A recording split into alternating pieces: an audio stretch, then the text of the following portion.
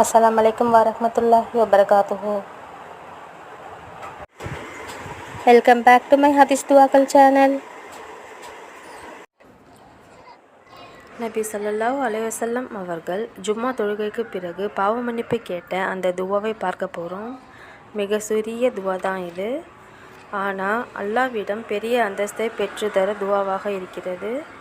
வாழ்க்கையில் யாரும் இதனை தவற விடாதீர்கள். யார் ஒருவர் இந்த துவாவை 100 தடவை ஓதிக்கொள்வாரோ அவருடைய 1,00,000 பாவங்கள் மன்னிக்கப்படுகின்றன.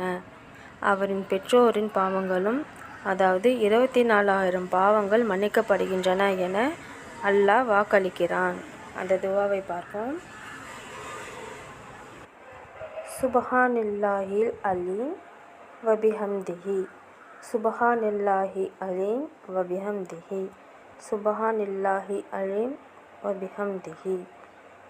மகத்துவமிக்க அல்லாஹ் பரிசுத்தமானவன், அவனது புகழை கொண்டு புகழ்கிறேன். இதுதான் அதனுடைய பொருள். இதனை நீங்கள் ஜும்மா தொழுகைக்கு பிறகு 100 முறை ஓதி துவா கேளுங்கள். உங்களுடைய பாவங்கள் அனைத்தும் மன்னிக்கப்படும். உங்களுடைய பெற்றோர்களின் பாவங்களும் மன்னிக்கப்படும். இந்த துவாவை யாரும் தவற விடாதீங்க. உங்கள் வாழ்க்கையில் ஒரு முறையாவது ஜும்மாவிற்கு பிறகு இந்த பாவ மன்னிப்பு துவாவை தேடிக்கொள்ளுங்கள். மிகவும் சிறப்பு வாய்ந்த துவாவாக இருக்கிறது.